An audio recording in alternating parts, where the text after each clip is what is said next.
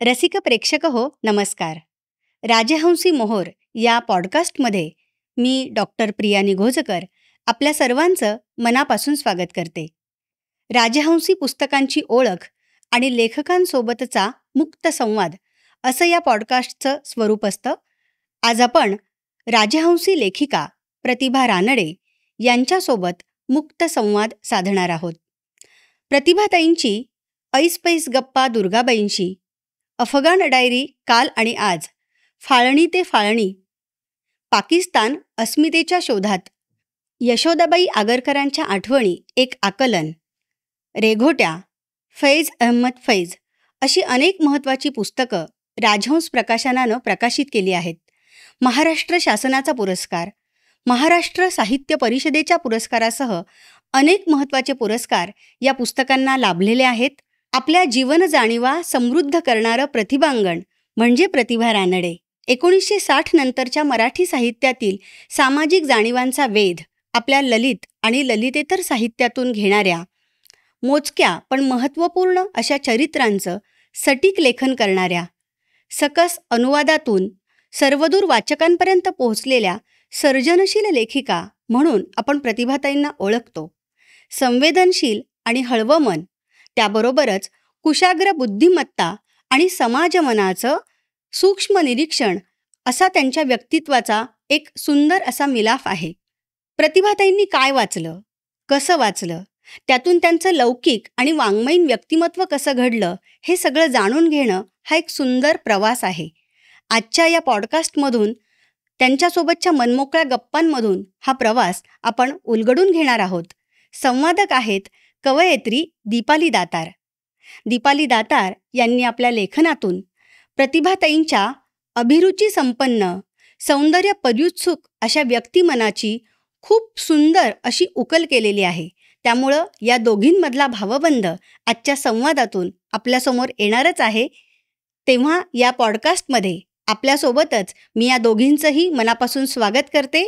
तर पाहूयात, ऐकूयात प्रतिभा रानडे या विदुषींसोबतचा दीपाली दातार यांनी साधलेला हा मनमोकळा संवाद. राजहंसी मोहर, विषयांचं वैविध्य, आशयाची समृद्धी.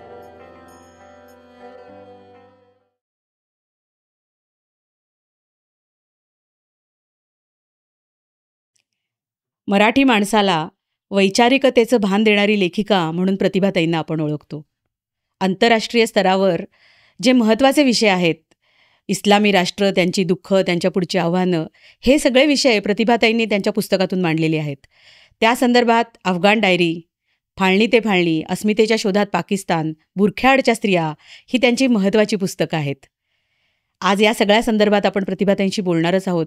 पण तत्पूर्वी प्रतिभाताईंविषयी आणखी थोडंसं सांगावंसं मला वाटतंय की प्रतिभाताईंची लेखणी कुठल्याही एका विशिष्ट साहित्य प्रकारात अडकून पडत नाही. कथा, कादंबरी, अनुवाद, चरित्र, ललितबंध, सामाजिक, राजकीय असं चौफेर लेखन प्रतिभाताईंनी केलेलं आहे. त्यांच्या लेखनात साहित्य प्रकारांचं जसं वैविध्य आढळतं, तसंच त्या लेखनात आलेले विषयसुद्धा फार विविध प्रकारचे आहेत. थोडक्यात सांगायचं तर धर्म, संस्कृती, भेटलेली माणसं, दिसलेला निसर्ग, लोककला, जीवन आणि तिथपासून ते खाद्यजीवन असे अनेक शेकडो विषय प्रतिभाताईंच्या साहित्यातून आपल्याला वाचायला मिळतात. प्रतिभाताईंना संवेदनशीलतेचा, कलात्मकतेचा आणि स्वतंत्र विचारसरणीचा वारसा त्यांच्या आईवडिलांकडून मिळाला. त्यांचे वडील गणेश रंगो भिडे हे ज्ञानकोशकार, व्यावहारिक ज्ञानकोशाचे 5-6 खंड त्यांनी निर्माण केले. आणि प्रतिभाताईंचे पती, त्यांचं मूळ नाव पंढरीनाथ रानडे, घरी त्यांना मुकुंद रानडे म्हणत असत. आणि त्यांनी लेखन करताना फिरोज रानडे असं त्यांचं नाव घेतलं. तर हे फिरोज रानडे केंद्र सरकारात आर्किटेक्ट म्हणून कामाला होते. आणि त्या कामानिमित्त त्यांच्या ठिकठिकाणी बदल्या झाल्या, भारतातसुद्धा आणि भारताबाहेरसुद्धा. त्यानिमित्तानं प्रतिभाताईंचं वास्तव्य महाराष्ट्राबाहेर अतिशय दुर्गम अशा भागात म्हणजे मणिपूर, कलकत्ता, दिल्ली, शिलाँग या ठिकाणी आणि भारताबाहेर अफगाणिस्तानात काबूल इथं त्यांचं वास्तव्य झालं. कॉन्फरन्सच्या निमित्तानं प्रतिभाताई पाकिस्तानला गेल्या होत्या. मायबोलीच्या संमेलनानिमित्त त्या जेरुसलेमला गेल्या होत्या. इस्रायलसुद्धा त्यांना त्यानिमित्तानं पाहण्यात आला. त्यानंतर संशोधकीय कामासाठी लंडनला जाण्याचा योग प्रतिभाताईंना आला. तर अशा पद्धतीनं महाराष्ट्रात महाराष्ट्राबाहेर आणि जगभरात अनेक ठिकाणी वास्तव्य केलेल्या प्रतिभाताईंना अतिशय विस्तीर्ण व्यापक जीवनानुभव आले. या प्रवासात त्यांना फार मोठी मोठी माणसं भेटली. त्यामध्ये अगदी महत्त्वाचे उल्लेख करायचे तर खान अब्दुल गफार खान होते, शास्त्रज्ञ जयंत नारळीकर होते, वसंत गोवारीकर होते, बाळासाहेब ठाकरे होते, विदुषी दुर्गाबाई भागवत होत्या. डॉक्टर मुकुंद दाससारखं इतिहासातलं सोनेरी पान प्रतिभाताईंना गवसलं होतं. पानिपतच्या काळातशी ज्यांचा संबंध होता ते हे मुकुंद दास. तर अशा वेगवेगळ्या लोकांच्या भेटी, त्यातून मिळालेल्या वैशिष्ट्यपूर्ण अनुभवांचा खजिना प्रतिभाताईंनी त्यांच्या लेखणीतून आपल्यासमोर ठेवलेला आहे. तर हा सगळा लेखनाचा व्याप प्रतिभाताईंचा आणि त्यांच्या विशिष्ट महत्त्वाच्या पुस्तकांचा आढावा आपण आजच्या गप्पांमधून घेणार आहोत. प्रतिभाताई, मला सांगा, तुमची लेखनाला सुरुवात कधी आणि कशी झाली? पहिला लेख कधी लिहिला होता तुम्ही? ते माहितीच नाही. मी इंटरला होते. तर आप्पा आम्ही रात्री जेवायलाच बसायचं. हां. तर आप्पाने विचारलं मला की तुझे इंटरला असताना तुझ्या प्राध्यापिकाने काय सांगितलं. हां. तर मी त्यांना सांगितलं की श्री माट्यांच्या वरती त्यांनी टीकाच केली होती. बर.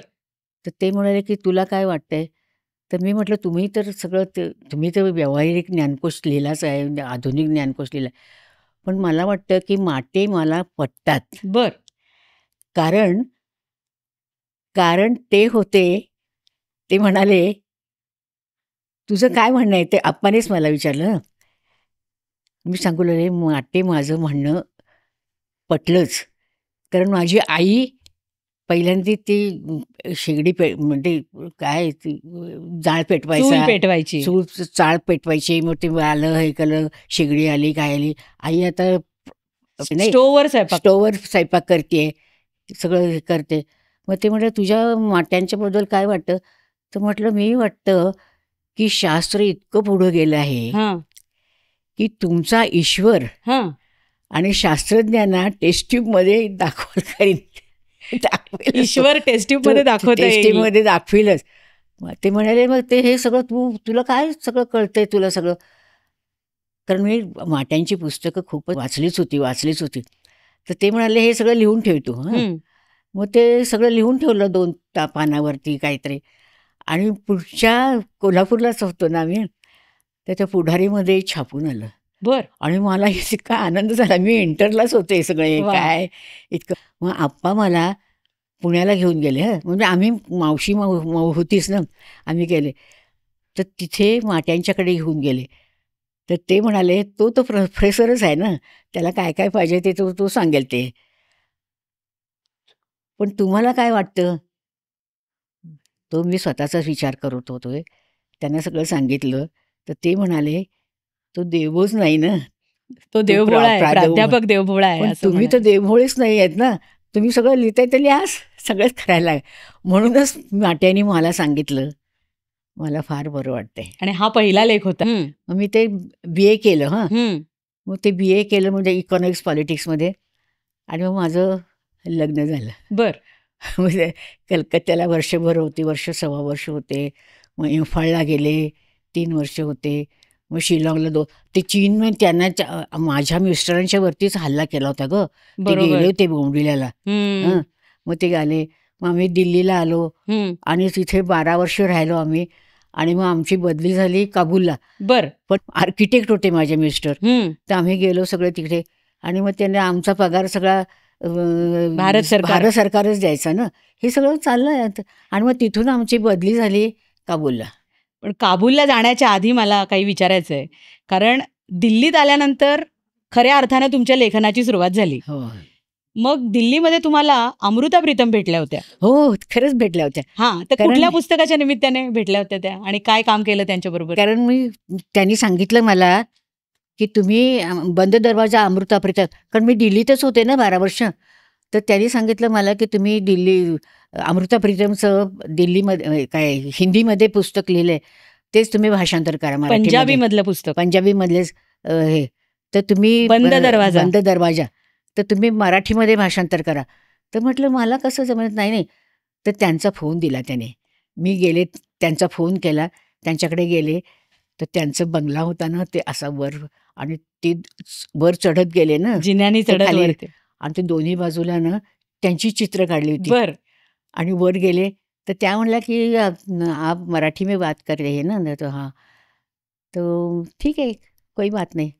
मग मी त्यांना सगळं सांगितलं की त्या बंद दरवाजामध्ये त्यांनी काय काय लिहिलंय आणि सगळं ते तुम्हाला सांगितलं. काय आवडलं आणि त्यातलं? मला काय आवडलंय ते सगळं सांगितलं त्यांना. आणि मग त्या म्हणल्या की ठीक आहे, आप लिखिये. भाषांतर केले. मग ते केसरीनेच प्रसिद्ध केलं. हा कारण केसरी, अगं मी जर्नलिझम केला होता ना, हा, बरोबर तर त्यांनीच सांगितलं होतं मला.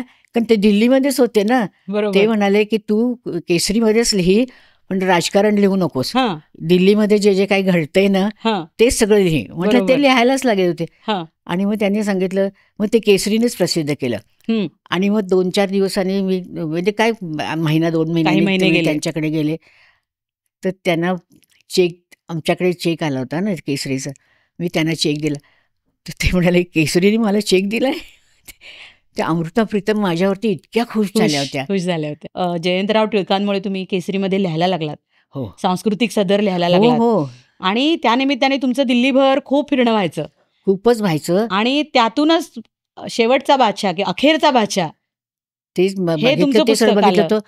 पण मी त्या केसरीमध्ये लिहायची ना, हम्म, तर ते खाली गेले होते. हम्म. किती 10-12 हजार वर्षांपूर्वीच होतं ते. पुराणा आणि ते किल्ल्याच्या तिथे उत्खनन चाललं पुराण्याच्या होतं. बरोबरचीच खाली गेले मी. आणि ते सगळं बघितलं होतं ग सगळं. आणि ते महाभारत असे काळातल्या ते वस्तू. महाभारत काळातल्या वस्तू, ते भिंती असायच्या ना, ते कोनाडे असायचे, ते सगळं पडलंच होतं ग सगळं. ते हाडं पडली होती ते ती सगळे सगळी. अवशेष ते सापडले सगळे होते. आवृत्ते सापडले आणि मग ते केसरीमध्येच लिहिलं होतं. तर बरोबर. ते जयंतराव टिळक माझ्यावरती खुशच असायचे. ते म्हणजे मी त्यांची मुलगीच होते ग त्यांची. मग ते अखेरचा बादशहाचं लेखन कसं काय झालं? कुठलं? अखेरचा बादशाह, बदनसीब. हा, मग मी काय केलं, हा माझी मुलं लहान होती ना, हा तर माझे मिस्टर पण आम्हाला सगळ्यांना घेऊन दिल्लीभर हिंडायची अगदी. हा मग आम्ही लाल किल्ल्यात गेलो. हा हं, लाल किल्ला म्हणजे खूप वेळा जायचा खूप तुम्ही. खूप वेळा जायचो. इकडे तिकडे जे जाताना काय थालीपीठं घेऊन जायचे, ते दिवसभर तिथेच राहायचं, हे करायचं. आणि तिथलं सगळं बघितलं. हा म्युझियम बघितलं, ते सगळं बघितलं. तिथे बादशाहचा फोटो होता. हम्म. कारण तिथले सगळे त्यांचे जे सगळे सापडलेले होते ना, त्याचे ते अंगरखा, सापडले, त्याच्या त्याचे वस्तू सगळे होते. म्युझियम आणि मध्ये सगळं त्यांचे ठेवलं होतं. म्युझियममध्ये ठेवलं होतं. आणि मला वाटलं की ह्या 1857 सालचा बादशाह ना, तर ह्याच्यावरती कादंबरीच लिहावी. हा पण ते आमची तिथून सगळं बदली झाली ना, पण तिथला त्यांनी जे कविता लिहिल्या होत्या ना, गझल लिहिल्या होत्या, हा तो ह्यांच्या ऑफिसमधला उर्दू यायचं त्याला. बर त्यांनीच त्याला सांगितलं, आमच्या घरीच ये तू. मग त्यांनी मला ते सगळं सांगितलं. बर. त्यांनी मला ते सगळं मी लिहून घेतलं सगळं. ते त्या गझला लिहून घेतल्या, गझला त्याचे लिहून मराठी घेतल्या, अर्थ, उर्दू त्यांनी त्याचे गझलांचे. अर्थ सगळे लिहून घेतले. आणि ते कादंबरी लिहायला सुरुवात करणार होते, पण त्याची बदलीच झाली आमची. तर अखेरचा बादशाह ही कादंबरी तुम्ही लिहिली काबूलला गेल्यावर. हो, पण ती बदनसीब लिहिलं होतं. हा पहिल्यांदी त्याचं नाव होतं, कादंबरी लिहिली होती मी, बदनसीब होतं. बर. आणि ते सगळं पाठवलं, तर त्यांना बक्षीस मिळालं होतं 10,000 रुपये. हा आणि मग नंतर ते सगळं कारण बदनसीब तेव्हा त्या लोकांना कळायचंच नाही ग. होय. मग ते काही लोकांनी मग केलं अखेरचा बादशाह करा. चालेल. छान झालंय पुस्तक ते. आणि विशेषतः अखेरचा बादशाह जो होता त्याचं जे दुर्दैवी आयुष्य होतं, हो हो की त्याला शेवटी इंग्रजांनी रंगूनला पाठवून दिलं. हो. आणि त्याच्याबद्दल तुम्हाला ते जे वाईट वाटलं आणि मला होतं, फार त्यातून वाईट तुम्ही ती वाटलं. सगळी मी कादंबरी ती आणि तो सगळी प्रवास कादंबरी लिहिला. लिहिली आहे. कारण मी सांगते, त्यांनी गझला लिहिल्या होत्या ना, तर त्याच्या खाली मी मराठीत भाषांतर लिहिलंय. हो. 2 गज जमीन ना मिली. दो गज जमीन मिली कोई यार में. ही गझल खूप आवडली ती होती. तो रंगूनलाच पाठवलं होतं ग त्याला ब्रिटिशांनी. तर त्यांना सांगितलं 2 गज जमीन मिली कोई यार, ते रंगूनलाच मरूनच गेला होता. तो छान सगळा 1857चा तो सगळा काळही फार सुंदर आलाय त्या कादंबरीमध्ये. त्यानंतर काबूलला आल्यानंतर खरं तर तुम्ही कथा, कादंबरी असं सगळं लिहित होतात. म्हणजे अखेरचा बादशाह लिहित असतानाच महापूजा नावाची कथा सुद्धा तुम्ही लिहिली होती, ज्याला पहिलं पारितोषिक किर्लोस्करचं, किर्लोस्कर मासिकाचं मिळालं होतं. मग कथा, कादंबरी, अनुवाद असं लेखन चालू असताना अफगाणिस्तानात आल्यावर एकदम वैचारिक लेखनाकडे तुम्ही वळलात. काय झालं, आम्ही तिथे गेलो होतो ना, ते केसरीचं सुटलंच होतं माझं. तर इकडे तिकडे हिंडायला लागलो. बामियानला गेलो होतो. बामियानला गेलो. ते बौद्ध होता ना, इतका उंच होता तो. 175 फूट उंचीची 175 मूर्ती, 125 वर्ष होता 125 फूट उंचीची फूट. मूर्ती आणि एक तो. आणि मी 175. वर चढत गेले तर आमची मुलं, लहान मुलं काय काय माझे मुलं ते म्हणायचे काय चाललंय तुझं सगळं. मी वर गेले, त्याला हात लावायचा होता हा, पण त्याला हात नाही लावू शकले मी. ते गुडघेच दुखले ग माझे, हो, खालीच हो. पडले मी.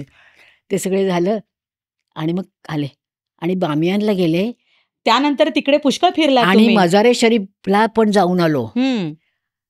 बल्कला जाऊन आलो. तर हं. बल्कचं त्याचं गाव पहिल्यांदा हिंदूच होते ग तिथे. सगळे हिंदू होते. त्याने पाणी प्यायला लागलो तर तिथे सगळं गरम लागायचं. हा, कंधारला गेलो बर. तर महाभारत वाचलं होतं ना. हा, आपली गांधारी गांधारीचं ते कंधारची कंधारचीच नव्हती, गंधार होती ती. मूळ नाव गंधार होतं त्यांचे त्याचं. म्हणूनच त्याचं कंधार ना.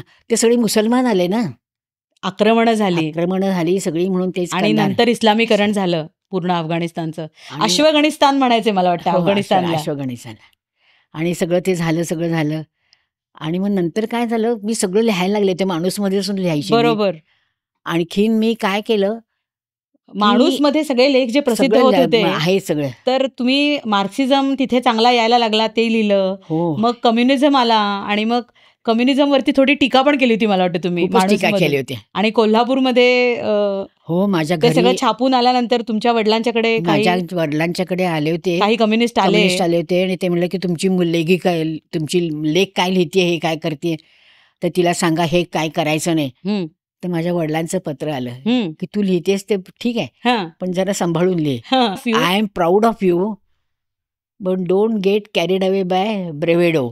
त्याने इंग्लिशमध्येच वाक्य लिहिलं होतं, कारण त्यांनी सगळं लिहिलं होतं. पत्र आलं होतं वडिलांचं. वडिलांचं किती पत्र यायचे ग त्यांची. आणि अफगाणिस्तानातला सगळा निसर्ग, तिथली माणसं सगळं लिहित होता तुम्ही. सगळं लिहिलं.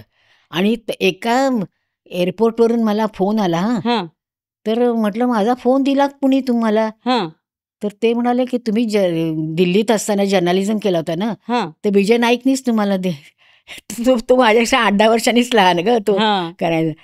तर तो म्हणाला की त्यानेच मला तुमचा फोन दिलाय, कारण तुम्ही जेव्हा काबूलला जाल ना तेव्हा प्रतिभेला भेटा, प्रतिभा ताईंना भेटा म्हणाले काय. तर म्हटलं माधव गडकरी आले सकाळचे संपादक ते आले होते. तर त्यांचा म्हटलं फोन की आला होता. त्यांचाच फोन आला होता. तर ते म्हणाले इथं शाकाहारी हॉटेल आहे का. म्हटलं शक्यच नाही, म्हटलं शाकाहारी काय करायचं काय. तर ते म्हणाले तुमच्याबरोबर कोण आलंय. हा, तर हरिभाऊ जोशी आलेत. हा, तर ते म्हणले तुम्ही आमच्याच घरी या, कारण आमचा बंगला मोठा होता. आणि मग त्यांना सांगितलं की शाकाहारीच आमटी भात वगैरे आवडायचं त्यांना. आमटी भात त्यांना सगळं आवडायचं. मग ते कशासाठी आले होते तिकडे. मग ते आमची गाडी पाठवली, मग ती घरी आले. मी म्हटलं तुम्ही इथे कशासाठी आलात. तर बादशाह गफार खानला भेटायला. तर ते म्हणाले की तुम्हाला इथे कशाला यायचं. ते म्हणाले काबूलमध्ये नाहीच आहेत ते. बर. कारण हरिभाऊ जोशी, बादशाह खान हे एकत्र काम करायचे. तर ते बादशाह गफार खान तर ते नव्हतेच घरामध्ये, तर ते जलालाबादलाच होते, काबूलमध्ये नव्हते. तर आमच्या मिस्टरांनी पाठवली गाडी. तर ॲम्बॅसेडरचा फोन आला, कारण तिथे कम्युनिस्ट आले होते. तर तुमची गाडी पाठवू नका, कारण तुमच्यावरती हल्लाच होईल म्हणे. आमचीच ॲम्बॅसेडर पाठवतो, त्यांना पाठवतो. मग ते 2-3 दिवस गेले तिथे. तर मी घरातला केरच काढत होते. तर बेल वाजली. तर मी बेल वाजली तर माधव गडकरीच होते उभे. म्हटलं तुम्ही इथे कशाला आला. ते म्हणले गफार खान आमच्याच त्यांच्याच गाडीमधून आम्हाला घेऊन आले. तुम्हाला त्यांना भेटायचं आहे ना, तुम्ही झाला. तर मी ती ते झाडू होताना ते झालं असं केलं, गेले. आणि मग त्यांना म्हटलं आप तो बहुत थक गए होंगे, आप मुझे बहुत अच्छी आहे की आप मेरे घर में आइए. ती म्हणाले तुझी हिंमत कशी झाली माझ्याशी बोलण्याची. तर ते हरिभाऊ जोशी म्हणाले ये मेरी लडकी है, म्हणजे माझी मुलगी आहे आणि हिनीच माझी इतकी काळजी घेतली आहे सगळी. म्हणजे कारण हिला त्यांना बोलता यायचं पण ऐकायला यायचं नाही. मी त्यांच्यावरती लिहून द्यायची पाहिजे. हरिभाऊ जोशींना ऐकू यायचं नाही नीट. आणि मग ते आले घरी आणि ते आमचं घर सगळं बघितलं. ते म्हणाले आपको तो सब मालूम है, जब पाकिस्तान हो गया था तब गांधी नेहरू ने हमको प्रॉमिस किया था की बलुचिस्तान हम पर आएगा, भारताशी जोडून घ्यायचं असं. भारताशी जोडून घ्यायचं होतं. कारण रस्ता तसाच काढायचा होता. हम्म. कारण ते काश्मीरचं झालंच आहे ना सगळं, ते तसंच करायचं होतं. तर त्याने मला दिलाच नाही. तो म्हणे इन्हीं लफ्जों में लिखू, हम्म. तभी तो आपको बता रहा हूं ना, तो हम्म. आप तो माणूस में लिखती है ना. हम्म. मला सगळं आठवायला लागतंय ग. तर ते म्हणाले इन्हीं सब लफ्जों में लिखिएगा, हम्म. गांधी नेहरू ने हमको धोखा दिया. धोखा दिया, हमको बलुचिस्तान एक दिया. हम्म. आणि मग नंतर सगळं बघितलं आणि मग नंतर ते म्हणाले 2-4 मिनटं 5-10 मिनटं गेले. ते म्हणाले पहिले हम हिंदू थे, बर. फिर बौद्ध हो गए, हम्म. कारण आप तो गए थे ना बामियान से, हम्म. बौद्ध हो गए, फिर हमको मुसलमान बन गया. हम्म. सगळं नाही. इस्लामीकरण कसं झालं त्यांचं ते सगळं सांगितलं इस्लामीकरण त्याने. झालं. आणि मग त्यांनी माझा हात हातात घेतला. बर. हातात घेतला. तर मला असं वाटलं की वाघाचाच हातात घेते मी. काय कारण विलक्षण केवढे अनुभव मोठे असेल. उंच होते ते, 6.25 फूट उंच होते ते. आणि ते साधे खादीचेच कपडे घालायचे ग. पण गफारखानांची भेट हा अगदी विलक्षण अनुभव काय तुम्हाला आपण तेव्हा अफगाणिस्तानात माझ्या आला. अफगाण डायरीमध्ये हं. पुस्तक आलं ना, हं. तेव्हा ते काँग्रेसचंच राज्य होतं ना. हो. तर ते म्हणाले हे नाही घ्यायचं त्याच्यामध्ये. हं. आणि त्याच्यानंतर काय झालं ना, काल आणि आज मग माझं ते प्रकरण घेतलंय त्याच्यामध्ये, पहिल्यांदा कॉन्टिनेंटल तर्फे आली अफगाण डायरी, अफगाण डायरी. आणि नंतर जी आवृत्ती आली ती राजहंस राजहंसमध्येच प्रकाशनात. घेतली. त्यांनी बऱ्याच आवृत्त्या काढल्या, काल आणि आज असतं. मग ते माझं गफार खान माझ्या घरी आले होते, माझ्याशी काय बोलणं झालंय ते सगळं त्याच्यात घातलं. पण ते आम्ही हिंदू होतो ते त्यांनी घातलं नाहीये. अफगाण डायरी ह्यासाठीच महत्त्वाचं आहे की आपण बहुतेक वेळेस ज्या बातम्या ऐकतो किंवा सगळं वाचतो वगैरे, तर ते सगळं मीडियातून आपल्याकडे येत असतं. येतं सगळं पण येतं. तुम्ही प्रत्यक्ष त्या ठिकाणी होतात त्याने- आणि त्या राष्ट्राचा इतिहास घडताना बिघडताना तुम्ही बघत होतात. मला वाटते तिकडे असताना आणखी एक महत्त्वाचं कारण घडलं ज्यामुळे तुम्ही वैचारिक लेखनाकडे वळलात, ते म्हणजे तिथे नूर मोहम्मद तराकी आला आणि नंतर रशियाने अफगाणिस्तान काबीज केलं, हो, रशियाने काबूल आणि केलं. बॉम्बिंग वगैरेचे अनुभव सगळे तुम्ही तिकडे घेतले होते. सगळे. बॉम्बिंगचा अनुभव घेतले होते. आणि हे ते आमच्या घरावरती बॉम्बिंग पडलं होतं ना, तर त्याच्याकडचं हेच आहे. शेल्स ती माझी लहान मुलंच होती, ती घ्यायला गेली. म्हटलं नको नको, तर ती बाहेरची मुलं आली ना, त्यांनीच घेतली.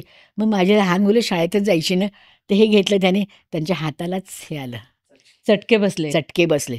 तेच मग म्हटलं जरा जा तुम्ही 2 जण घ्या, कारण शाळेतच जायचे होते रे आणि ते. ती महत्वाची घटना ठरली. ही 2च महत्वाची गोष्ट नाही. बरोबर आहे. आणि ती घटना ठरली की ज्याच्यामुळे तुम्ही वैचारिक लेखनाला सुरुवात केली. केली. तेव्हा तुम्हाला असं पहिल्यांदा वाटलं की आपण कथा कादंबरीत अडकून पडायला नको, एका राष्ट्राचा इतिहास घडताना आपण बघतोय. बघतोय. आणि त्याकरताच अफगाण डायरी हे जे पुस्तक आहे, आणि काल आणि आज हे आलं, त्या नव्या पुस्तकात नव्या आवृत्तीमध्ये तुम्ही नंतरचा सगळा, म्हणजे तुम्ही 1976 ते 1980 त्या काळातला आखो देखा हाल, जुना इतिहास तो आधीच्या आवृत्तीत आणलाच होता. पण नंतर जेव्हा ते पुस्तक आलं तेव्हा प्रत्येक वेळेस बदलत गेलेला इतिहास, बदलत गेलेल्या वास्तविक घटना, ह्या सगळ्याचा त्याच्यामध्ये परत सारांश देत देत देत पुस्तक परत त्या आवृत्त्या, खऱ्या अर्थाने त्याच्या आवृत्त्या निघत गेल्या. काबूल कंदारकडील कथा पण लिहिली आहे मी, म्हणजे कथा लिहिली आहेत मी, कथा लिहिल्या कथाच लिहिल्या. त्यानंतर ते इथे आल्यानंतरच ते प्रसिद्ध झाले. आणि परत 2021 मध्ये जेव्हा तालिबानी लोक सत्तेत आले अफगाणिस्तानात, त्यावेळेस पुन्हा त्याची नवी आवृत्ती निघाली, तेव्हा तुम्ही परत त्याच्यामध्ये त्या सगळ्या विषयांची भर घातलेलीच आहे. तर प्रतिभाताई, तुमची ही पद्धत मला फार आवडते की असं दरवेळेस नवी आवृत्ती येताना पण एक नवीन जे घडतं ते तुम्ही त्याच्यामध्ये घालत असता. पण ते पण त्या अमानुल्ला आणि सरैयावर तुम्ही एक लेख लिहिला होता, एक होता राजा आणि एक होती राणी. हो, एक होती राणी. हो, आणि तो लेख प्रसिद्ध व्हावा म्हणून श्रीभाऊ माझगावकरांनी तुम्हाला फार प्रोत्साहन हो, दिलं मला होतं. फारच खरंच आहे, आणि एकूणच तुमच्या लेखन प्रवासात श्रीभाऊ माझगावकरांचा फार मोठा वाटा आहे. फार मोठा वाट आहे. तर जरा श्रीभाऊ कसे भेटले आणि त्या सगळ्या आठवणी ते सांगा काय ना. झालं, कारण मी दिल्लीला असताना त्यांचं पत्र लिहिलं होतं. तर ते म्हणाले की हे सगळं भाषांतर झालंच आहे, पण तुम्ही काबूलला जाताय ना, मग तिथलं सगळं ते लिहा, तुम्ही कुठे कुठे जाता ते लिहा. ते माणूसमध्येच लिहायची मी सगळे, आणि ते सगळं लिहायची, ते सगळं लिहून काय झालंय. आणि नंतरच्या काळामध्ये काबूलमधले सगळे लेख गाजायला लागले, जेव्हा इकडे विग कानेटकर, भाऊ पाध्ये वगैरे सगळ्यांची चांगली पत्र यायला लागली तुम्हाला, यायला लागली मला. तेव्हा श्रीभाऊनी तुम्हाला सांगितलं की तुम्ही इराण इराकला जा. जात. त्यांनीच सांगितलं मला, इराण इराकला जात. ताजुबान नाही, इराण तिथल्या इस्लामी इस्लामी जा, चळवळींचा अभ्यास करा. तुम्ही तिथे इस्लामी लोकांचं बायकांचा अभ्यास करा, पण आम्ही तुम्हाला 5 हॉटेलमध्ये नाही 3 हॉटेलमध्ये येतो, पण तिथले लोक तुम्हाला मदतच करतील आणि तुम्ही लिहा पण सगळं. तुम्ही तिथे सगळं ते काबूलमध्ये म्हणजे अफगाणिस्तानात तर सगळं झालंच होतं सगळं काय काय, पण घरी केलेच होतं ना सगळं. बरोबर. तर ते सगळे अनुभव माणूसमधून आले, खूप गाजले आणि नंतर त्याचं पुस्तक अफगाण डायरी अफगाण जे डायरी आलं, आलं. म्हणजे ते सगळं श्रीभाऊ माझगावकरांना पुष्कळ श्रेय आपल्याला हो, द्यावं हो, लागेल हो, हो. त्या सगळ्या तुमच्या ते लेखनाचं. काय झालं, आम्ही मुंबईत आलो होतो ना, तर माझगावकरांचं श्रीभाऊ माझगावकरांचं हेच होतं काहीतरी, तर काय ते वाजपेयी हं. आले होते. सत्कार श्रीभाऊंचा. केला त्यांचा श्रीभाऊंचा माझगावकरांचा, आणि मी पण गेले होते तिकडे. ते तर म्हणालेच की तुम्हीच या, म्हणजे आम्ही मुंबईतच होतो ना, मी गेलो. मग ते खाली आले आणि मग त्यांनी मलाच बोलवलं. ते म्हणले की ये लिखती है हमारे पास. तर वाजपेयी म्हणाले की आप तुम्ही हिंदी में लिखिएगा. त्यांनीच मला सांगितलं होतं. आणि तुमचं वाजपेयींनी सांगितलं. हिंदीमध्ये नाही आलं, पण इंग्लिशमध्ये आलंय. इंग्लिशमध्येच आलंय. माय अफगाण डायरी पण इंग्लिश. इथे हिंदीमध्ये कोणी करणारच नाही ग. बघूया, आपण विचारूया कोणी करतंय कोणी का आता. करतंय काय. पाहूया. तर फार महत्वाचं पुस्तक आहे अफगाण डायरी, आणि त्याचं इंग्लिशमध्ये रूपांतर झालं, भाषांतर झालं. खूप महत्वाची गोष्ट. वाजपेयींनी सांगितलं मला. आणि वाजपेयींचा तुम्हाला आशीर्वाद मिळाला त्या कामाला, ही फार मोठी गोष्ट आहे. आणि या सगळ्यामध्ये श्रीभाऊ माझगावकर तुमच्या पाठीशी होते. माझ्या पाठीशी होते. ह्याचा फार आनंद मलाही नेहमीच होतो हे ऐकताना. अफगाणिस्तानातून तुम्ही मुंबईला आलात, हो. आणि मुंबईला आल्यावर फार मोठी घटना घडली, म्हणजे विदुषी दुर्गाबाई भागवत यांची आणि तुमची भेट झाली. तर दुर्गाबाई कशा भेटल्या, आणि नंतर ऐसपैस गप्पा हे पुस्तक कसं आलं, त्याबद्दल काय थोडं झालं सांगा. की आम्ही मुंबईला आलो ना, तर माझी मुलं शाळा जे स्कूलला पाठला गेले. तर मी काय म्हटलं की इकडे, पण मला लायब्ररीतच जायचं होतं ना. हां. दिल्लीत होते तेव्हा ते अफगाणिस्तानात होते तेव्हा तिथेच होते. मग दिल्लीमध्ये म्हणजे मुंबईमध्ये गेले, एशियाटिक लायब्ररीला गेले. हां. तर ते म्हणाले की इथे दोघांच्या सह्या पाहिजेत. हां. म्हटलं मला इथे कोणी शोधतच नाही, म्हणजे काय ओळखीचं नाही. ओळखच नाही मला. तर ते मी म्हटलं काय, मला काय कळत नाही. मग ते विश्वास पाटील आले. ते विश्वास पाटील म्हणजे ते नव्हेत, पानिपतकार नव्हे. पानिपतचे नव्हेत, हां. ते नवे क्षितिज. नवे क्षितिज ते लिहायचे नव्हे. त्यांनी काय त्रैमासिक काय चालवायचे. पुस्तक लिहायचे. तर ते म्हणाले आलात वाटतं तुम्ही काबूलहून. हां. त्यांनीच मला विचारलं, म्हटलं तुम्हाला कसं कळलं. ते म्हटलं तुम्ही जे वाचतोय की माणूसमधून. माणूसमध्ये वाचतोय. आणि मग ते म्हणाले, त्यांनी सही केली आणि मग ते आम्हाला घेऊन गेले हॉलमध्ये. हां. आणि ते दुर्गाबाई बसल्या होत्या, त्या सगळ्या ते नऊवारी नारिंगी साड्या, रंगाची साडी, नारे साडी हे घेतलेलं, गुलाब डोक्यात फूल घातलेलं घातलं. असं. मग त्यांना दिलं ते पत्र, त्यांनी ते लिहिलं. ते म्हणल्या तुम्ही आलात काय काबूलहून, हां. आलात ना, सुखरूप आलात ना, अरे वा. सगळ्या मुलांना घेऊन आलात ना, सगळ्या हां. मुलांना नवऱ्याला घेऊन आलात ना. म्हटलं हो सगळं झालं. आमची अशी जी बोलणी झाली. हां. आणि नंतर मग मी काही जायची, मग पुष्कळदा जायची मी, पुष्कळदा एशियाटिक लायब्ररीमध्ये. त्या म्हणाल्या तू काय खायला प्यायला घेऊन येत नाहीस आमचं सगळं. मग त्या म्हणाल्या की ते हे असायचं तिथलं कॅन्टीन होतं, तिथेच जायच्या. आमची सगळी बोलणी ऐकल्यानंतर मुंबईचं आकाशवाणीचा एक त्यांनी बघितलं आणि तो म्हणाला की ह्यांची मुलाखतच घ्यायची आहे. बर. मग त्या दुर्गाबाई म्हणाल्या की तू पैसे घ्यायचे नाहीस, हां. तू ट्रेनने यायचंस, म्हणजे काय टॅक्सीने यायचं नाही. आणि मलाच त्यांनी गाडी पाठवायची. पण प्रतिभा रानडे मुलाखत घेणार असेल तरच मी मुलाखत देईन, असं दुर्गाबाई म्हणाल्या होत्या. दुर्गाबाई म्हणाल्या. हां. मग मी गेले एशियाटिक लायब्ररी, हां. म्हणजे ते मुंबईच्या लायब्ररी, हां. आणि ते सगळं ऐकल्यानंतर रेखाताई माझगावकरांनी ते सगळं ऐकलं हां. आणि आपल्या नवऱ्याला सांगितलं ही काय काय बोलतीये, कारण तासभर होतं ग आमचं त्यांचं. हो. सगळं त्यांनी हे सगळं बघितलं. ते म्हणले आपण ह्यांच्याशी गप्पाच म्हणजे पुस्तक करूया. म्हणूनच त्यांनी मला मग सांगितलं. सविस्तर गप्पा मारल्या. सविस्तर गप्पा मारल्या, ऐसपैस गप्पा. पण त्यांच्याशी इतकं सगळं बोलायचं ना, आमचं सगळं इतकं, दुर्गाबाईंशी इतकं आमचं बोलायचं ना. काय काय चाललंय तुझं, हे काय चाललंय, बौद्ध काय, धर्म काय, काय काय चाललंय सगळं. मग सगळं तिथे ऐसपैस गप्पांच्या मध्ये ते आलंच आहे. हो. दुर्गाबाईंचं सगळं लेखन प्रवास आणि शेवटी त्यांनी लिहिलं होतं देहोपश्नेशीत. त्यांनी सगळं लिहिलं ती होतं. कविताबाईंची त्या पुस्तकात आणि प्रकाशित माझ्या करता आली. प्रस्तावनेत लिहिलं होतं सगळं. तर माझ्या प्रस्तावनेत मी लिहिलं होतं की त्यांच्याशी बोलून मी श्रीमंत झाली आहे. खरंय. आपण बुरख्याडच्या स्त्रियांकडे येऊया ऐसपैस गप्पांनंतर, कारण फार महत्वाचं काम तुमचं झालेलं आहे. हो. बुरख्याडच्या स्त्रिया हे फार अतिशय वेगळं पुस्तक तुमचं आलेलं आहे. मुस्लिम स्त्रियांच्या सगळ्या जगण्याचा अभ्यास तुम्ही केलेला आहे आणि तो सगळा 400-450 स्त्रियांच्या मुलाखती, जवळजवळ झोपडपट्टीतल्या बायकांपासून ते नजमा हेपतुल्लापर्यंत तुम्ही मुलाखती घेतल्या घेतल्या आहेत मी. आणि त्या सगळ्याचा अभ्यास करून कुराण, हदीस, शरिया या सगळ्याचा ते अभ्यास सगळं करून वाचलं मी. कुराण वाचलं, सगळं वाचलं. कारण त्या मी अफगाणिस्तानमध्ये होते ना, ते सगळे मुसलमान बायकाच होत्या. मग इथून परत आले तर मला ते शहाबानूचे केसमध्ये हां. तेच बघितलं मी, तिच्यावरतीच लिहिलं होतं. आणि मग मला तलाक वाटलं, मुक्ती मोर्चा तलाक मुक्ती निघाला मोर्चा होता निघाला होता. 1984च्या आसपास. तलाक तर मी मेहरुनिसाला हिला दलवाईला भेटायला गेल्या. हां तर ती ती नोकरीच करायची. ती म्हणे, तुम्ही हिंदूच आहात, तुम्ही कशाला येताय आमच्याकडे? हां तर त्यावेळेला मी नजमा अब्दुल्लाची मुलाखत घेतली आहे. तिने मला हाकललंच. तर त्या म्हणाल्या, तुम्ही हिंदू आहात ना, तुम्ही या आमच्याबरोबर. मेहरुनिसांनी एकटी- तुम्हाला परवानगी दिली. कारण त्या माझ्या घरीच यायच्या ग, मेहरुनिसा हो, दलवाई. हो. त्या माझ्याच घरी यायच्या. मग मी त्यांच्याबरोबरच गेले. मग कुठे कुठे फिरलात तुम्ही? मी ती मोर्चातमध्ये मी बरेच अमरावतीला आलो ना, तर आमचे संध्याकाळ झाली ना, आमचे मोर्चेच काढायचे. हां. मीच होते त्याच्यामध्ये. हं. मी फोटो काढलेत, किती त्यांचे फोटो हो, काढलेत मी. हो. कारण ते हे नव्हतं, कॅमेराच होता. ते फोटो काढलेत मी. तर मी एका दगड मारायचे ना, लोकांची दगडफेक झाली. दगडफेक झाली. तर मी वर गेले तर माझ्या पाठीवर ते दगड पडला. हं. आणि ते सगळं झाल्यानंतर पोलीस म्हणाले की तुम्हाला इथे थांबताच येणार नाही, मी तुमच्या पुढे आणि मागे. कारण आमच्या बसवरती दगडच फेकायचे हं. तर तुम्ही आमच्यावरती. मग तिकडनं परत आलात आम्ही तिकडून परत आलो, पुण्यात आलो. आणि मग नंतर काही दिवसांनी दिल्लीला जाण्याचं पण ते ठरलं. मेहरुनिसा दलवाई म्हणाल्या की ते म्हणाला आपण दिल्लीलाच जायचं. हां आम्ही तिथे गेलो तर नजमा हेपतुल्लाला भेटले. ही आली होती माझ्याकडे, हां मुलाखत घ्यायला आले माझी होते. ती हिंदूच आहे ना, ही आली होती माझ्याकडे मुलाखत घ्यायला, हां असं तसं. मग राजीव गांधींना भेटलो आम्ही. हं, पण त्यांना भेटायचंच नव्हतं ग. हं. म्हणजे पुष्कळ लोकांना भेटलो आम्ही. हं. मग त्यांना काय ते हे होते ना, राजीव गांधींना भेटायला गेला होता. नाही झेलसिंग प्रेसिडेंट होते ना, झेलसिंग जेलसिंग, त्यांनाच भेटायला गेले. ते म्हणले की मी तरी काय करू म्हणाला. हं. आम्ही त्यांना सगळं भेटायला गेलो. त्या म्हणाला, या हिंदू आहेत, मैं तरी क्या करता हो, मैं कुछ नहीं कर सकता.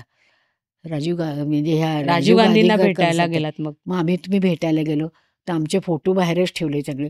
मग त्याने गेले. ते म्हणले, तुम्ही ते 40-45 लोकच आहात, तुमच्या बायका इथे आहेत, ते लहान मुलं आहेत. आणि तिथे दिल्लीमध्ये लाखो लोक, मुसलमान लोकच होते. त्यांनी सांगितलं की आमचा तलाक मुक्ती मोर्चा नकोच आहे, काहीच नको, त्यांना द्यायचंच नाही. तर तुम्ही तर काय करताय, हे करताय.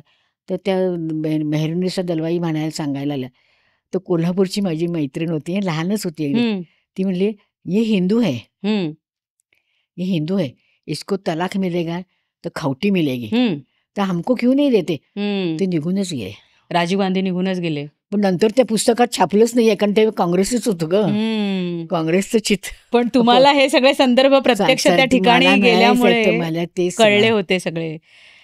खरोखरीच त्यामुळेच ते पुस्तक इतकं उत्तम झालं आणि त्या पुस्तकात बुरख्याचा इतिहास, हो, किती अगदी इराण इराकच्या चळवळीपासूनचा सगळा अभ्यास तुम्ही सगळं लिहिलेला आहे. सगळं लिहिलं आणि ह्या सगळ्या मुलाखतींमध्ये डॉक्टर्स, इंजिनियर्स, पुस्तकं किती आली आहेत, किती. पण किती 2-4च पुस्तकात येईल ग, की नंतर काही पुस्तकच आली आहेत नाहीत. हो काय माहिती काय कोण करते. नाही निघतायत त्याच्या आवृत्त्या आणि लोकांना आवडतंय ते सुद्धा पुस्तक. पद्मगंधानी तुमचं केलेलं आहे ते पुस्तक. हो. आणि फार उत्तम असं झालेलं आहे ते पण पुस्तक तुमचं. आता त्यानंतर थोडं आणखी पुढच्या पुस्तकाकडे जाऊया. जसा मुस्लिम स्त्रियांचा तुम्ही अभ्यास केला त्याचप्रमाणे हिंदू स्त्रियांचा अभ्यास करण्याची पण संधी तुम्हाला मिळाली. हो, कारण त्यांनी मला Tata institute of social sciences ना, हां त्यांचाच फोन आला मला हां की तुम्ही मुस्लिम बायकांचं काम केलेलं आहे, हं, त्याच्यामध्ये भाग घेतलाय, तर तुम्ही 19व्या शतकातलं लिहा. हं, तर त्या म्हणाल्या, आम्ही तुम्हाला हे देऊ, हां दर महिन्याचं शिष्यवृत्ती देऊ. शिष्यवृत्ती. मग म्हटलं ठीक आहे. आम्ही सगळं वाचलं. टाटा इन्स्टिट्यूटमध्ये जायची, सगळं वाचायचं, लायब्ररीमध्ये जायची, सगळं हं. ते सगळं लिहिलंय सगळं.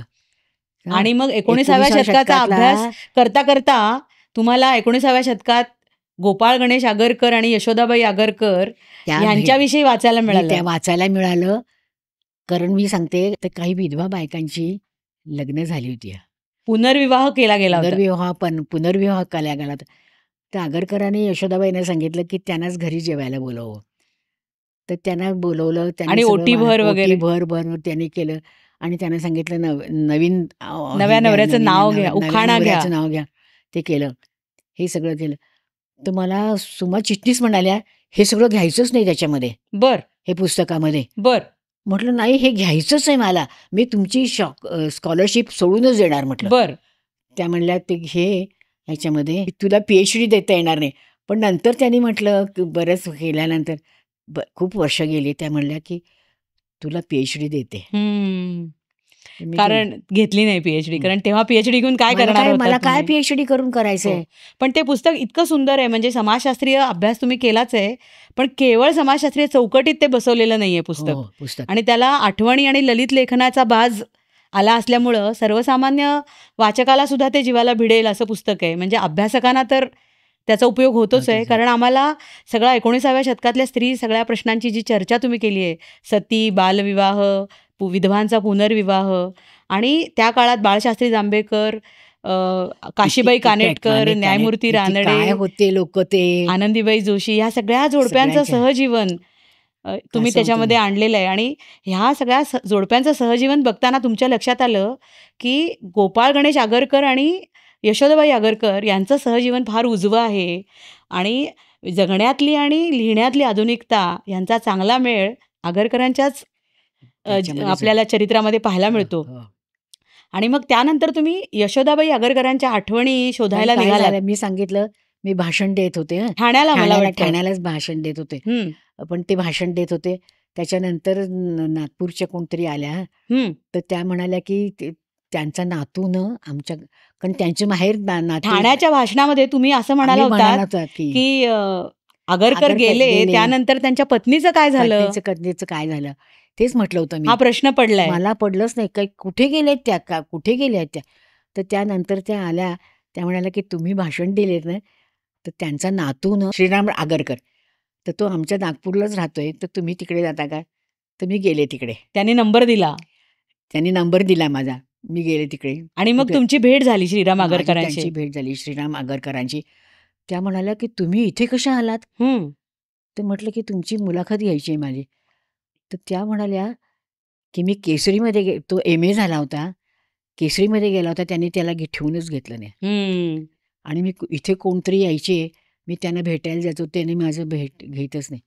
आणि मग त्यांनी माझ्याशी खूपच बोलण्या गप्पा केल्या. बरोबर. आणि त्यांनी मला वाटतं आजी ना त्यांनी 12 वर्षाच्या असेपर्यंत आजीला बघितलं होतं श्रीराम आगरकरांनी. 12 वर्षाचे होते. 12 वर्षांचाच होता तो यशोदाबाई यशोदाबाई गेल्या तेव्हा 12 तर वर्षाच्या. त्यांच्या तेच बघितलं होतं. ती कुठेतरी जातीये, काहीतरी करते, टांग्यात बसतीये, काहीतरी करते, आणि ती कुणाकडून पैसे पण घ्यायची नाही.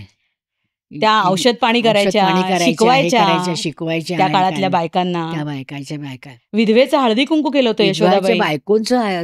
आणि आगरकरांनी यशोदाबाईंना सांगितलं होतं की तू केशवपन करूच नकोस, विधवा झाल्यानंतर केशवपन करू करायचंच नाही. नऊवारी साडी नेसायच्या, टांग्यातून जायच्या, इकडे तिकडे जायच्या, कुठल्या आणि बायकांची. मग त्या सगळ्या आठवणी ज्या यशोदाबाईंनी लिहिल्या होत्या हो, त्या परत तुम्ही मिळवल्या. त्या परत मिळवल्या, कारण श्रीराम भाऊची म्हणजे त्यांच्या मिसेस, त्यांची मिसेस तिनेच मला दिल्यात त्या सगळ्या आठवणी दिल्या, त्या सगळ्यात मला आठवणी आणि दिल्यात. त्याचं संकलन करून आणि तुम्ही त्यांचं ते पुस्तक केलं, यशोदाबाई आगरकरांची आठवणी, एक आकलन. हे आणि मला वाटतं ते पुस्तक पण राजहंस प्रकाशनानेच केलं. 1 महिन्याभरात म्हणजे वर्षभरात दुसरीच आवृत्ती निघाली. पण किती मला पुस्तकं येतात, म्हणजे त्यांनी मला विचारणा फोन होती येतात, मला की हवंय. किती वेळा फोन येतात की मला ते पुस्तकं वाचायचे. ते म्हटलं काय माहिती, माझ्याकडे मला वाटतं आपण सांगूया राजहंस प्रकाशनाला त्याच्या आवृत्त्या काढा. फार महत्वाचं, कारण अतिशय दुर्लक्षित राहिलेलं व्यक्तिमत्व 19व्या शतकातलं यशोदाबाई आगरकर. यशोदाबाई आगरकरांनी काय काय लिहिलंय अगं, त्यांचं सगळं त्याच्यावर प्रकाश त्या पुस्तकात टाकला गेला. आणि मला अजून एक सांगावंसं वाटतंय की त्या पुस्तकाला प्रस्तावना जी तुम्ही लिहिलेली आहे, सगळ्या स्त्रियांच्या आत्मचरित्रांचा एक चांगला आलेख त्या प्रस्तावनेत तुम्ही काढलेला आहे. त्यामुळं तेही एक वैशिष्ट्य आहे त्या पुस्तकाचं. आणि आगरकरांची झालेली उपेक्षा, टिळक आगरकरांची मैत्री आणि दुरावलेले संबंध, हे सगळं त्याच्यामध्ये. आणि यशोदाबाईंनी लिहिलेलं असल्यामुळं आपल्याला, ज्याला आपण म्हणतो की फर्स्ट हँड प्रूफ असं ज्याला आपण म्हणता येईल, असं सगळं त्या पुस्तकामध्ये. श्रीराम भाऊ ते माझ्यापेक्षा लहानच होते, म्हणजे फार मोठे होते ते. तर त्यांनी मला 25 रुपये पाठवले, भाऊबीज म्हणून ओवाळणी पाठवली. त्यांनी मला ओवाळणी पाठवले. म्हणजे तुम्ही आगरकरांची नात मी झाला. आगरकरांचीच नात झाले मी. किती छान आहे आठवण. आता थोडंसं तुमच्या चरित्र लेखनाकडे येऊया आपण. तुम्ही 6 चरित्र लिहिली आहेत जवळजवळ आतापर्यंत. दुर्गाबाई, तुमच्या वडिलांचं गणेश रंगो भिडे, त्यानंतर अमीर खुसरो, काहीच नाही. काझी नजरुल इस्लामचं चरित्र लिहिलंय. दुर्गाबाईंच्या चरित्रानंतर एक महत्त्वाचं चरित्र लिहिलं ते म्हणजे राणी लक्ष्मीबाईचं चरित्र आणि फैज अहमद फैज. सगळी चरित्र उत्तम झालेली आहेत, पण मला सगळ्यात आवडलं ते झाशीच्या राणीचं चरित्र. तर तुम्ही झाशीला गेला होतात का प्रत्यक्ष आणि ते चरित्र लिहावं असं कसं सगळं झालं ते सांगा ना. कारण काय झालं, की झाशीच्या राणीचं चरित्र लिहिलंच होतं मी. ते लिहायचंच होतं मला. तर मला कोणीतरी श्रीराम गुंठे. गुंठे हं, त्यांचाच फोन दिला. हं. तर मी त्यांना फोन केला, की मला मी झाशीला येतेय, तर मला स्टेशनच्या जवळ किंवा कुठेतरी हॉटेल मिळेल का? हं, तर ते म्हणाले, की तुम्ही आमच्याच घरी या. हं. म्हटलं, तुमच्या घरी कशाला? ते म्हणले, नाही, कारण तुम्ही तुमची खोली देतेच म्हणले ते मला, पण तुम्ही आमच्याच घरी या, कारण आमचं रामाचं मंदिर आहे. लक्ष्मण रामाचं मंदिर आहे.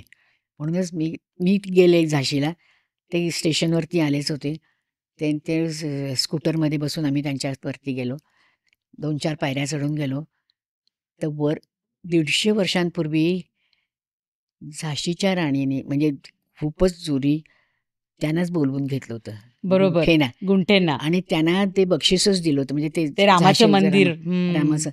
आणि ते रामाचं मंदिर होतं. राम, सीता, लक्ष्मण. ते त्यांना नमस्कार केला मी. सगळं ते गेले, वरपर्यंत गेले, सगळं केलंय ते. आणि मग तिकडे तसं गेल्यावर झाशी वगैरे तुम्ही सगळीकडे पाहिली ते- असेल सगळी. तेच मला रिक्षामधूनच ते कारण त्यांची बायको ते माझ्यापेक्षा 4-5 वर्षांनीच मोठे मोठे होते. होते. त्यांची सून होती, त्यांची मुलगी, त्यांची सून होती ना, ती मला म्हणायची की पाण्यातून कापूर घालून घ्या. घाल, तू पीस. तीच मला जेवायला खायला घालायची. तुमचं काय बोलणं चाललंय, काय करताय तुम्ही? आणि मग आम्ही रिक्षातून जायचो. इकडे तिकडे सगळ्या किल्ला, राजवाडा सगळं बघितलं असेल ना? राजवाडा सगळा बघितला. राजवाडा सगळा बघितला. तिथले सगळे फोटो काढून घेतलेत. किल्ल्यामध्ये गेलो. पहिल्यांदा तिकीटच काढली, मी काढली. मग नंतर आम्ही गेलो ना, तुम्ही म्हणताय की झाशीच्या राणीवरती चरित्र लिहिताय, मी तुमच्याकडनं पैसे घेणारच नाहीत. मी 3-4 वेळाला गेलो, सगळे फोटो काढलेत. खाली वर गेलो, गेलो खाली. कारण ते जानकी शरण वर्मा होते ना, ते 80-82 वर्षाचे होते. हो. ते वर माझ्या कधी यायचेच नाही, खालीच बसायचे. आप्पा पण खालीच बसायचे. मी वर जायची सगळीकडे, इकडे तिकडे जायची. तिथे तंबू, काय सगळं सांगू तुला. इतके फोटो काढलेत. खाली पण त्या म्युझियम मध्ये तुम्हाला बाणपूरच्या राजाला राणीने लिहिलेली पत्र मिळाली नाही, नाही मिळाली नाही. पण पुस्तकात ती आहेत. ती कशी काय आली मग? कारण काय ते वर्मा, जानकी शरण वर्मा, जानकी शरण वर्मा, ते म्हणाले की जवळच होतं ना झाशीच्या राणीचं, बाणपूर जवळ आहे. बाणपूरचं. मी तिथेच गेलो हा, आणि त्याने ते म्हणाले, कारण ते तर स्वातंत्र्याच्या चळवळीत भाग घेतला होता. तर ते म्हणाले की मला झाशीच्या राणीचं तुमचं आलेलं पत्र आहे का? ते म्हणाले ते मी देतो तुम्हाला. मग त्याने फोटो काढून घेतले. तर जानकी शरण वर्मांनी फोटो काढले आणि ते त्यांनीच तुमच्याकडे मला आले. झाशीला आले आणि त्यांनीच मला ते दिले. दिले. ते पुस्तकातच आले. आणि मला वाटते मराठीमध्ये पहिल्यांदा ही पत्र आणण्याचं श्रेय जानकी शरण वर्मांमुळे झाशीच्या आम्हाला झाशीचं- तुम्हाला द्यावंच लागेल. मला ते सगळं झाशीचे सगळं किती चरित्र लिहिलंय ग मी. हो, त्या पुस्तकाचं वैशिष्ट्य मला असं वाटतं की त्या पुस्तकात झाशीच्या राणीचा सगळा इतिहास, तिचं चरित्र तर सगळं आलंच आहे, आहे. 1857चा इतिहास.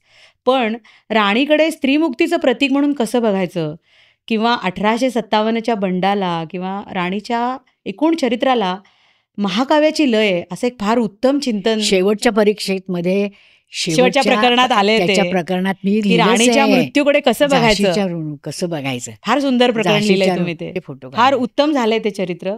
आणि राष्ट्रीयत्व म्हणजे काय असतं, राष्ट्र ही संकल्पना कशी निर्माण झाली, कधीपासून आली, हा सगळ्याचा वेध सुद्धा तुम्ही त्या चरित्रामध्ये घेतलाय. त्यामुळे फार अतिशय समग्र आणि महत्त्वाचं चरित्र आहे. आणि चरित्र लिहिताना तुमची अशी एक पद्धत असते की तुम्ही व्यक्तिवेध नावाचं एक चांगलं प्रकरण त्यामध्ये घालता.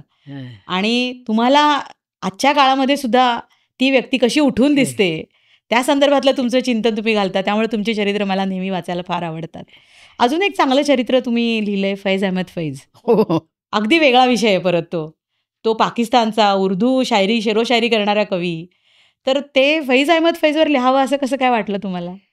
काय वाटलं मी सांगू का, मी पाकिस्तानला गेले होते, मला जायचंच नव्हतं. बर.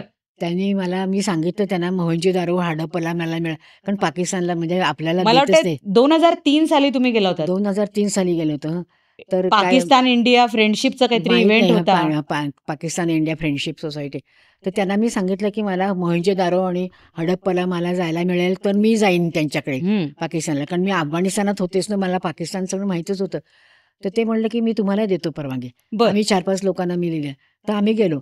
मग त्या अमृतसरवरून लाहोरला गेलो, लाहोरहून कराचीला गेलो, तिथून गेलो आणि तिथे गेल्यानंतर कुणीतरी मला ते हे दिलं, डॉन वृत्तपत्रांनी त्या डॉन वृत्तपत्राने मला हेच दिलंय. हा, ती मोहनजोदरोची नर्तिका दिली. मोहनजोदारोची नर्तिका कित्येक वर्षांपूर्वी, हजारो वर्षांपूर्वी ही बाई होती तिथे. हो, ते डॉननीच मला दिले. ती उत्खननात सापडलेल्या अवशेषांमध्ये मिळालेली. सापडलेला तर फैजनी मला ते हेच दिलं. काय तिथल्या लोकांनी फैजच्या सीडीज दिल्या तुम्हाला. सिरीज दिल्या, तिथल्याच लोकांनी दिल्या.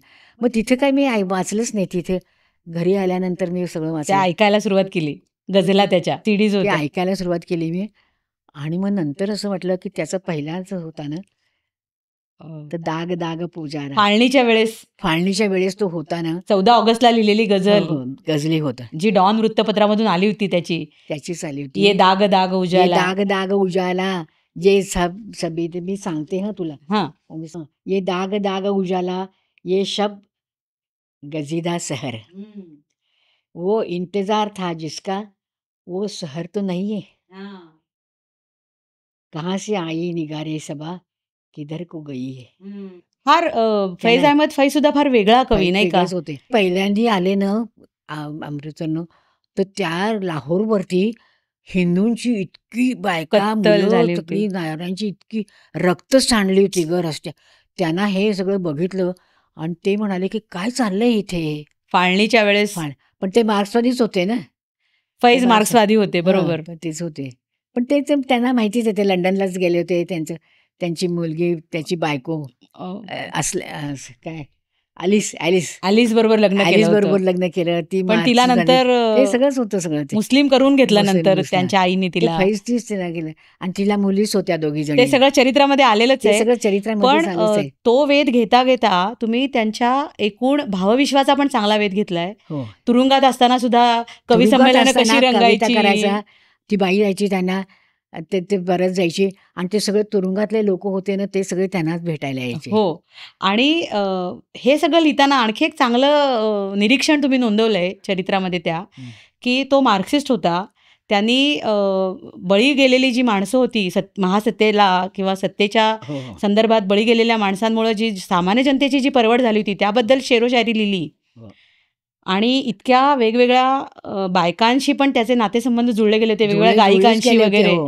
पण मुस्लिम स्त्रियांचं दुःख त्याच्या काव्यात कसं आलं नाही, हा फार चांगला विचार तुम्ही, चांगलं निरीक्षण फैज बद्दलचं तुम्ही नोंदवलंय. की त्याच्या गझलांमध्ये ते येतच नाही. आणि त्याच्याकडे फक्त रोमॅन्टिक शायर म्हणूनच शेवटी आपल्याला बघावं लागतं. पण काय केलं, लेनिन पुरस्कार त्यांना, रशियाचा पहिलाच पुरस्कार त्यांचा, शांततेसाठी दिला जाणारा लेनिन पुरस्कार फैजला. शांतता पुरस्कार कोण, ते फैज तर काय शांतताच करायची, काय माहिती. हो, पण त्या चरित्रामध्ये सगळं तुम्ही फैजचं आणलेलंच आहे. आता पाकिस्तानचा विषय निघाला आहे, तर पाकिस्तानवरची सुद्धा 3 पुस्तकं तुम्ही लिहिली आहेत. हो, त्याबद्दल सुद्धा आपल्याला थोडं सांगायचं आहे सगळ्यांना. तर मला वाटतं पाकिस्तान डायरी, फाळणी ते फाळणी आणि अस्मितेच्या शोधात पाकिस्तान, कारण मी ते ही 3 पुस्तकं आहेत. ते पाकिस्तान डायरी लिहिलं होतं ना, तर ते लेखच आले होते ग. हां, लोकसत्तेमध्ये, टाइम्स मधून वगैरे येत होते लेख. तर राजहंसचा मला फोन आला की तुम्ही पाकिस्तानला जाऊन आलायत ना, तर त्याच्यावरची पुस्तकच लिहा. मी लिहिलं पुस्तक. मग मला ते खूप मोठं झालं, मला खूपच मोठं झालं. पण ते फाळणी अस्मितेच्या शोधात पाकिस्तान, कारण मी तिथे होते ना, तसे 2 भाग केले. मग त्याचे 2 भाग केले. आणि मला वाटतं त्याच्यामध्ये पहिली जी भारत आणि पाकिस्तान झालेली फाळणी, त्याच्यानंतर पाकिस्तान आणि बांगलादेशची झालेली फाळणी, तो सगळा इतिहास, आणि तो इतिहास सांगत असतानाच त्याची कारणं काय होती, विशेषतः बांगलादेश म्हणजे पूर्व पाकिस्तान आणि पश्चिम पाकिस्तान झालं, तो सगळं ते वेगळं का झालं, त्याच्या मागची कारणं काय होती, ते सगळं मला कळलं. आणि तिथे असलेला सगळा राजकीय इतिहास, ते सगळं फार उत्तम आलंय. पाकिस्तानमध्ये अमन शांतीसाठी तुम्ही गेला होतात. हो तिथे लहान लहान मुलांचं चित्र किती आणि घेतलं कविता का? सुद्धा पाहायला मिळाल्या. पाहायला मिळालं. ते पुस्तक घेतलंय मी, अमन की तस्वीरे, अमन की तस्वीरे. आणि ते सगळे संदर्भ ह्या सगळे पाकिस्तानवरच्या संदर्भ आल्या. पुस्तकामध्ये होय. आलेले आहेत तुमचे. फार अस्मा उत्तम. जहांगीर भेटली होती आणि ती म्हणाली की आप हिंदू है हम्म. तर हा मुसलमान आहे. पण तरी तिला बनारसी साड्या विकत त्यानं घ्यायच्या त्यानं होत्या तिला इकडे येऊन. बनारसी साड्या विकत घ्यायच्या होत्या. ती म्हणाली ती मुंबईला चालली होती, आम्ही पुण्यातच येतो. तिला घेतलंच नाही. ती म्हणली हमको सबको ये करता है, आप भारतीय आहे ना, हां सब कुछ अच्छा है. हां. ती ते सगळं सांगते ग. बरं सांगा, हां. तुम्हाला जे पाकिस्तानच्या संदर्भात काय सांगायचं ते सांगा. त्यानंतर रेगोटा घेऊया. जे कट करायचं ते कट करूया. हां. आणि त्या त्याने सांगितलं, भयग्रस्त होती ना अस्मा जहांगीर होती ती. हम्म, त्या म्हणाल्या पाकिस्तान समाज भयग्रस्त आहे. हम्म, पण त्यांना हेच म्हणायच्या होत्या, त्यासाठीच आमची चळवळ चालू आहे. हम्म, पाकिस्तानच्या विरोधातच चळवळ आहे. हम्म, आमची न्याय व्यवस्था, पोलीस यंत्रणा हम्म, सगळंच अत्यंत भ्रष्ट आहे. हम्म, लाल मशिदीबद्दल संपूर्ण चौकशी व्हायलाच हवी, हम्म. अशी आमची मागणी आहे तुमच्याकडे. फार महत्वाचं इतकं ती बोलायची तुम्हाला ना मिळालं. इतकी ती माझ्याशी काश्मीरलाच असताना बोलायची, हम्म, मुंबईत आल्यानंतरच बोलायची माझ्याकडे. आमचा पगार इतना थोडासा आहे की आमच्या मुलांना शाळेत पाठवू शकत नाही. हम्म, आणि मग ते शाळकरी मुलींचं सगळं त्यांनी घेतलं. हम्म. कल हम सब लहान लहान मुलंच होती ग, 4-5 वर्षांची, 6-7 वर्षांची. कल हम सब स्कूल में वापस आ रहे थे, हम्म, सब सड़कें और सुनसान पड़ रहे हैं, हम्म, बच्चे बूढ़े और जवान समे हुए हैं और अपने घरों में ठहरे हुए हैं. हम्म, आम्हाला शाळेत जाताच येत नाही. हम्म. काश्मीर पालिक साहेबमधली एक मुलगीच म्हणत होती, कश्मीर खालिस्तान बोस्निया चैनाने इबरत जा रही थे, है हर सून खून की नदिया. हम्म. तिथे सगळं नदियाचंच म्हणजे खुनाचंच आहे. हिंदू मुस्लिम सिख और ईसाई सब प्यार मोहब्बत के शदाई. उत्सुक आहेत त्यांना सगळ्यांना. हे सगळं म्हणजे मुंबईला म्हणजे पाकिस्तानात होते ना मी, त्यांनीच मला भेटलं. तिथला एक भयग्रस्त दहशतवादामुळे निर्माण झालेलं भय त्या समाजातलं, आणि तो भयग्रस्त समाज तुम्ही जवळून बघितलंय, सगळं बघितलं. आणि मग ते सगळं त्यामुळेच त्या तळमळीने तुम्हाला लिहिता आलं पाकिस्तानवरच्या पुस्तकात. मला वाटतं आज पाकिस्तानचे जे वास्तव आपण बघतोय, किंवा आता सुद्धा महासत्तांच्या संघर्षामध्ये अफगाणिस्तान असू दे किंवा पाकिस्तान असू दे, यांना जसं वापरलं जातंय, त्या सगळ्या मुद्द्यांचा शोध तुम्हाला हा अभ्यास करताना लागलाच होता. सगळाच लागला होता. आणि त्यामुळे ती पुस्तकं महत्वाची आहेत. आणि या पुस्तकांना पुरस्कार मिळालेच आहेत. फाळणी ते फाळणीला किंवा अस्मितेच्या शोधात पाकिस्तानला चांगल्या मोठ्या मोठ्या संस्थांचे पुरस्कार मिळालेले आहेत. अत्यंत महत्त्वाचं असं चिंतन त्या सगळ्या पुस्तकांमधून आलं आहे. विशेषतः इस्लाम आणि दहशतवाद, इस्लाम लष्करशाही, इस्लाम आणि लोकशाही या संदर्भातलं जे चिंतन तुम्ही पुस्तकात शेवटी केलेलं आहे ते फार महत्वाचं आहे. वाचकांना ते फार आवडणार आहे. फाळणी ते फाळणी लिहित होते ना, माझ्याकडे पुस्तकच होती, पण तिथली पुस्तकं होती ना, तो माझा जावई अमेरिकेत जाता, तो तिथून पुस्तक पाठवायचा मला. पुस्तकं पाठवायचं, ते सगळं वाचलं मी. कारण आपल्याकडे बरीचशी पुस्तकं बॅन केलेली होती, पुस्तकं मिळायची त्याच काळात. पण आता येत आहेत, आता मिळतात. पण तेव्हा त्यावेळेस जे तुमची आली पुस्तकं, तेव्हा ती पुस्तकं मिळाली म्हणून तुम्हाला लिहिता आलं. फाळणी ते फाळणी लिहिलं आणि अस्मितेच्या शोधात पाकिस्तान. फार चांगली पुस्तकं झाली, चांगली पुस्तकं. आता आणखी एक महत्वाचं पुस्तक राहिले. तुम्ही जसं वैचारिक लेखन केलेलं आहे तसं तुम्ही कादंबऱ्या आणि कथा हे सुद्धा लिहिलेले आणि ललित साहित्य पण लिहिलंय. तर कथांमध्ये तुमचं परक रक्त, मरुगान आणि काबुल कंदाहारकडील कथा ही 3 पुस्तकं कथांची आहेत. आणि 4 कादंबऱ्या आहेत तुमच्या. तर त्या कादंबऱ्यांमध्ये रेघोट्या ही माझी आवडती कादंबरी आहे. मी काय सांगू का, रेघोट्या मी का पुस्तकाचं नाव दिलं, तर मी शाळेत होते ना, ते मला चित्र काढायला आवडायचं. मला बक्षीसच मिळालं होतं. तर माझे वडील म्हणाले की त्यांना आम्हाला जे स्कूलला, तर गोसावी सरांच्या, माझ्या वडिलांनी गोसावी सरांच्याच केले. गोसावी सरांचेच पेंटिंग करायचे ना, ते लोकांना सांगायचे. तर ते असे काय डिझेल लावायचं आणि ते उभं राहून ते सगळं करायचं. ते सगळं आम्ही सगळं फुलं ठेवायची, काय करायची, सगळं करायची. ते साधू ठेवायचा, ते ठेवायचं आणि काढायची चित्र. सगळी चित्र काढायची.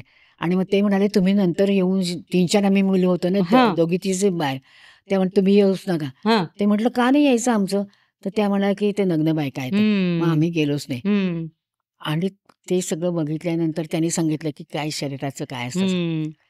आणि ते सगळं किती वर्षांपूर्वी केलं होतं मी त्याला कॉलेज, म्हणजे हो. माझ्या लग्नाच्या आधीच केलं होतं मी. बरोबर. पण ते न्यूड बायकांच्या वेळेस तुम्हाला ते मी जाता आलं नाही, हा विषय मनात राहून गेला होता.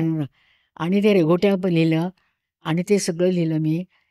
आणि ते सगळं ते कादंबरीच लिहिली आहे ग. ते सगळं त्याचा नवरा असतो, त्याच्या लहान मुली असतात, ते सगळं काय त्याचा नवरा, एक चित्रकार स्त्रीचं जीवन कसं चित्रकाराचं जातं, जीवन कसं जातं, ती चित्रकार आणि शिकायची ना. संसार सांभाळत असताना तिची काय कसं घुसमट काय होते होतं सगळं, कलावंत म्हणून, कलावंत होतं.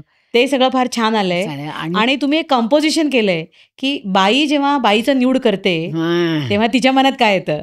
एक्झॅक्टली. तर ते काय कंपोजिशन ते होतं. सांगितलं. मी चित्र काढलंय तिचं. हां. एक बाई बसली आहे, हां. नग्नच, म्हणजे सगळं ते कमळाच्या कमळाचं चित्र सगळं आपल्या कमळाच्या डोळ्यामध्ये, देठाने झाकून घेते स्वतः, सगळ्या कमळाच्या देठाने सगळं शरीर झाकून घेते आपलं सगळं शरीर झाकून म्हणजे घेते. एक बाई हे स्वतःचं आणि न्यूड. हे पुस्तक इतकं विकलं गेलंय ग, सांगू तुला. हो, त्याच छान झालंय. कादंबरीत लिहिलंय मी. कारण हे कंपोजिशन इतकं सुंदर आहे, किंवा ही इतकं कल्पना की एक बाई स्वतःचं पूर्ण नग्न शरीर बघू नाही शकणार.